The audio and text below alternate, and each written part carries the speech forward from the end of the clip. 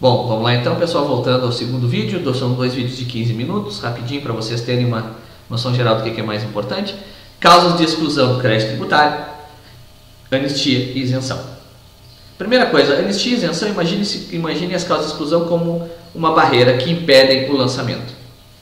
Na hipótese de isenção, o lançamento da obrigação principal, e no caso de anistia, impede o lançamento da infração administrativa que não seja crime. Se for crime, não vai ser cabível a anistia. Não confundam anistia e isenção com imunidade, que é uma hipótese em que a Constituição veda a própria instituição do tributo, então o tributo não surgirá, como é o caso da imunidade sobre o patrimônio de templos de qualquer culto. Nenhum ente político pode tributar esse patrimônio. Não incidência, que é a hipótese em que o fato não se adequa à norma tributária, não há subsunção. Alíquota zero, que é as hipóteses de impostos como IPI, IOF e ICMS, que pode a pessoa política zerar a alíquota é 22, baixa para zero com medida de política econômica, como houve agora durante os últimos 2 anos com o IPI para veículos ou para a chamada linha branca, com a exclusão. Bom, isenção é dispensa estabelecida em lei de pagamento de determinado tributo. Isso é isenção. A isenção depende de lei específica e, como tal, ela não pode ser concedida por regra geral ou por interpretações. Tem 2 súmulas importantes sobre isenção, que uma encontra-se para mim revogada, que é a súmula 615, que eu entendo que se aplica na hipótese de revogação da isenção ao princípio da anualidade, ou seja, vai valer somente para o ano seguinte, o princípio da anualidade, como diz a súmula, que o princípio foi revogado, mas sim o da anterioridade. Eu entendo que tem que haver de um ano para o outro é obrigatório. E a segunda súmula é a que diz respeito à súmula 544, que diz respeito à isenção concedida a título oneroso, não podem ser revogadas. Lembre-se de anistia, que anistia é perdão de obrigações acessórias, de penas pecuniárias de multa, que não sejam infrações criminosas. Simples. Pessoal, garantia e privilégio do crédito tributário. Bom, garantia é uma prerrogativa que possui o poder público de que o crédito tributário é um crédito especial em relação aos demais créditos. E por que isso? Porque o crédito tributário envolve, obviamente, o interesse público. O crédito tributário, ele não está sujeito à disponibilidade. Prova disso é que, por exemplo, o devedor responde com todos os seus bens presentes e futuros, ressalvadas as hipóteses de impenhorabilidade absoluta. Então, os créditos tributários, eles estão sujeitos somente às hipóteses do artigo 649 e Lei 8.009, que é a Lei da Impenhorabilidade do Bem de Família, 649 do CPC, obviamente. E ainda assim, na impenhorabilidade do bem de família, os tributos devidos pela propriedade do imóvel não estão sujeitos à impenhorabilidade. Então, o imóvel de família pode ser penhorado, inclusive por dívidas de IPTU. O artigo 185, ele vai presumir uma fraude, presunção absoluta de fraude, a partir do momento da constituição em definitivo.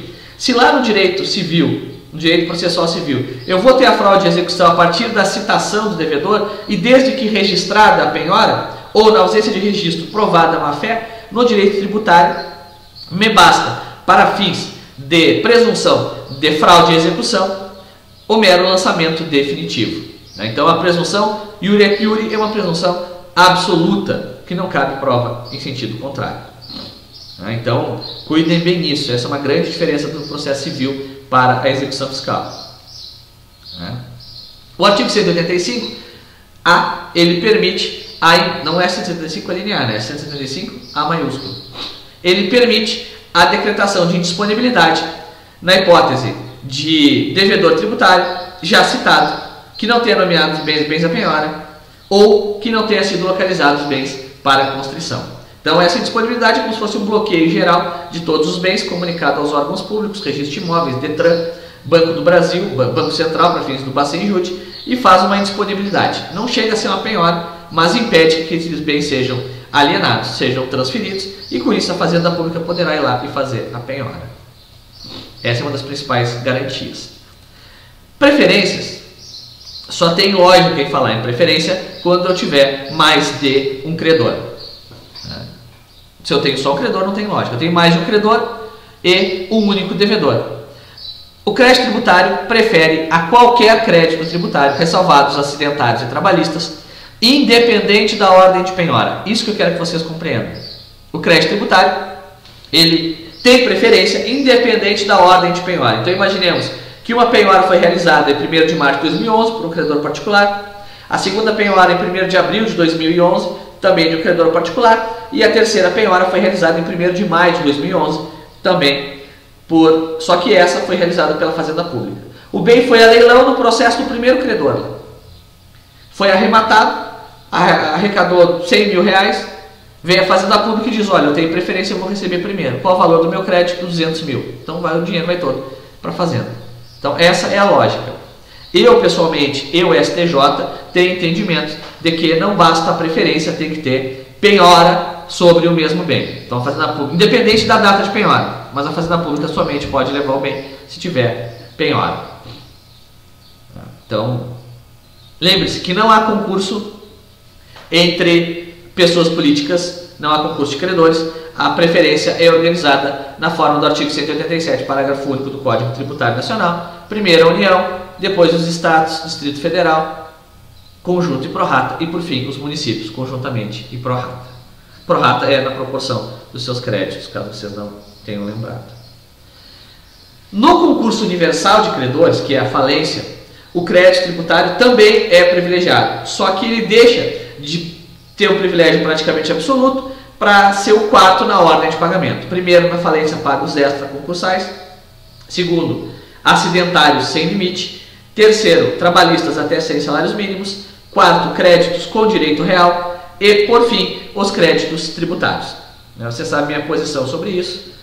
Todo dia os bancos privados estão construindo estádios, estão construindo estradas, estão construindo escolas, então eles têm que ser privilegiados mesmo. Outra forma de garantia de preferência é no procedimento de inventário e arrolamento. Por isso que para que o juiz homologue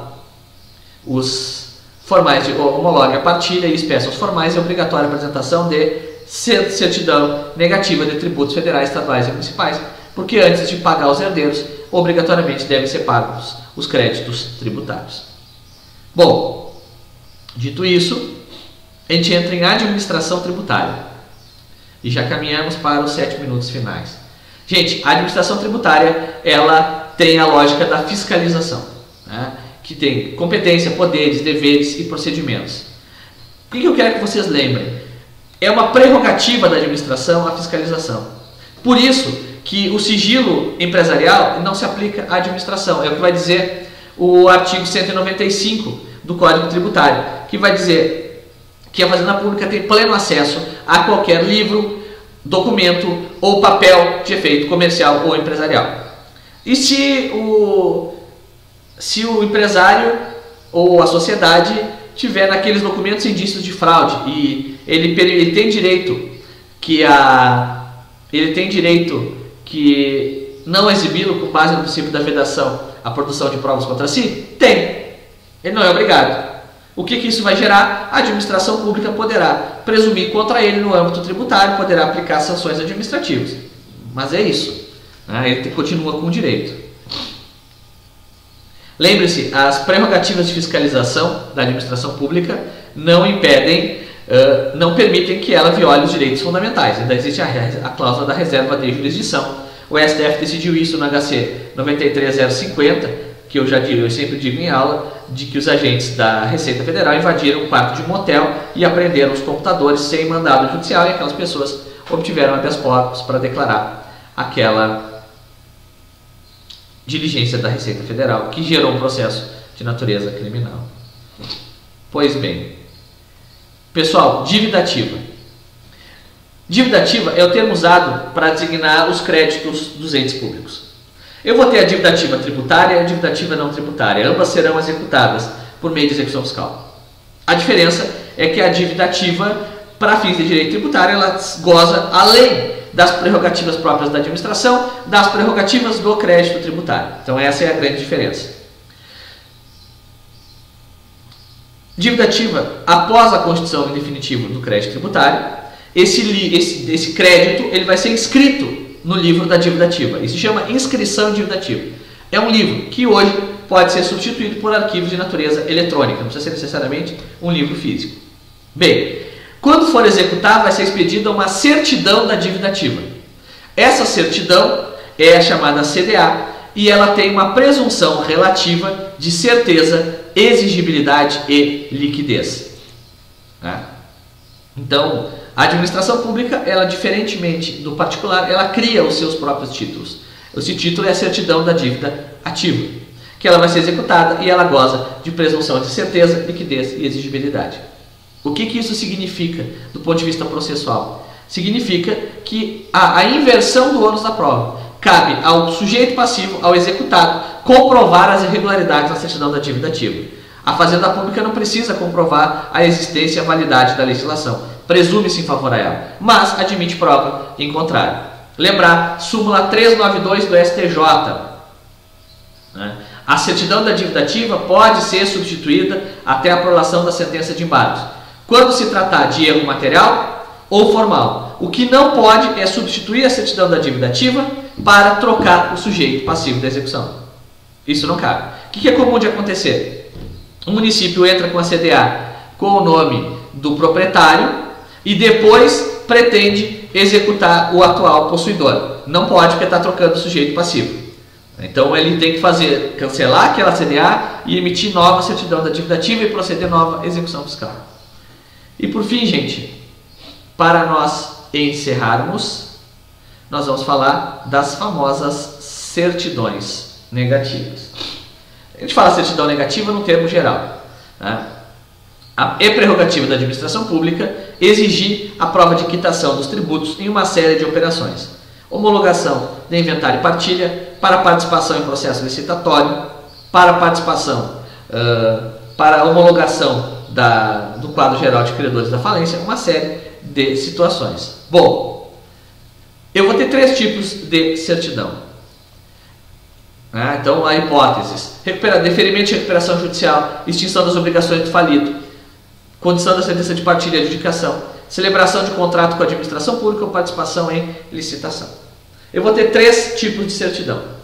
A certidão positiva, que é quando existem tributos lançados e não suspensos, lançados em definitivo e não suspensos.